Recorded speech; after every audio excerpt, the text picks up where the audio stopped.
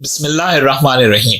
اپنی پرانی روش پہ باقی رہتے ہوئے ایک مرتبہ پھر اوپنلی بغیر کسی دلیل کے عزاداری امام حسین علیہ السلام کے خلاف بات کی جا رہی ہے کہ غم حسین میں رونا، چیخ و پکار کرنا، مصائب امام حسین سن کر بلند آواز سے گریہ کرنا، یہ سب نعوذ باللہ دور جاہلیت کے کام ہیں اور جائز نہیں ہیں۔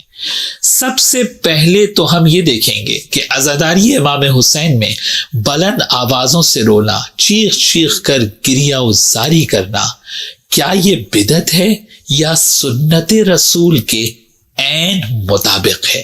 یہ بات اہل تسنن اور مکتب اہل بیت دونوں کی کتب میں واضح موجود ہے کہ جب بھی جبریل علیہ السلام شہادت امام حسین کی خبر رسول اللہ صلی اللہ علیہ وآلہ وسلم کو دیتے تھے تو پیغمبر کی آنکھوں سے آنسو جاری ہو جاتے تھے اور مصائب امام حسین سن کر آپ صلی اللہ علیہ وآلہ وسلم گریہ فرماتے تھے۔ لیکن یہاں اعتراض یہ کیا جا رہا ہے کہ مجلس حسین میں گریے کی جو یہ آوازیں بلند ہوتی ہیں یہ جائز نہیں ہے، یعنی دنیا کو غم حسین میں گریہ و زاری کی بلند آوازوں سے مسئلہ ہے۔ کیوں؟ اس لیے کیونکہ مولا علی علیہ السلام سے چڑ ہے، اسی لیے علی سے محبت کرنے والوں سے بھی چڑ ہے۔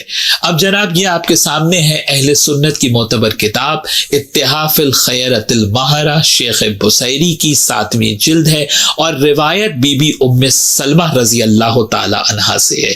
آپ فرماتی ہیں کہ ایک دن پیغمبر حجرے میں آرام فرما رہے تھے، میں حجرے کے باہر بیٹھی ہوئی تھی، اتنے میں امام حسین علیہ السلام تشریف لائے اور جا کر نانا کی گود میں بیٹھ گئے۔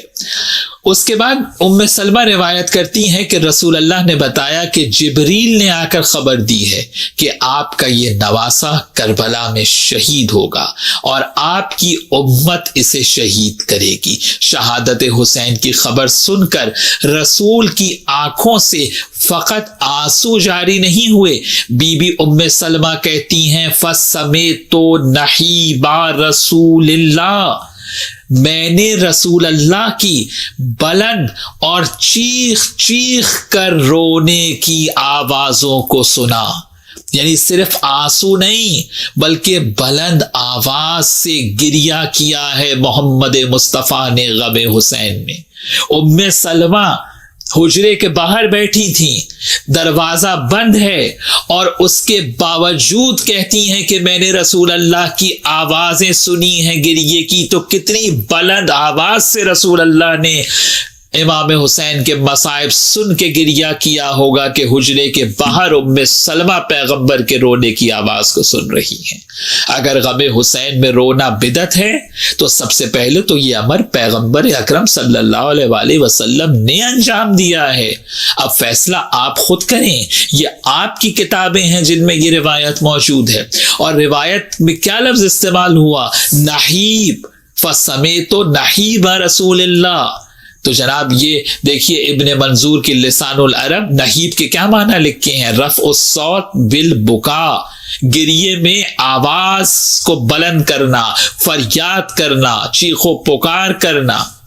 اور شیخ بصیری نے اس کے بعد لکھا وَرَوَاهُ عبد ابن حمید بِسَنَدٍ صحیح وَأحمد ابن حنبل۔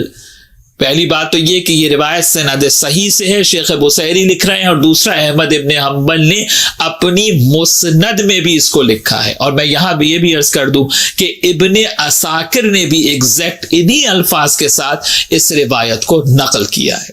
اور اس کے بعد میں مکتب اہل بیت کی ایک کتاب کا بھی حوالہ دوں، امام جعفر الصادق علیہ السلام ارشاد فرماتے ہیں، اور یہ روایت کامل الزیارات کی ہے اور امام کی دعا کا جملہ ہے۔ آپ فرماتے ہیں ورحم تلک الصرخۃ التی کانت لنا، پروردگار اس آہو بکا اور گریے کی بلند آوازوں پر رحمت نازل فرما جو غم حسین میں نکلتی ہیں۔ یعنی جو عمل رسول اللہ کا ہے وہی قول اہل بیت علیہ السلام کا ہے۔ یاد رکھے دنیا، غم حسین میں ہماری گریہ و زاری عبادت ہے، کیونکہ سنت رسول اور اہل بیت کے عین مطابق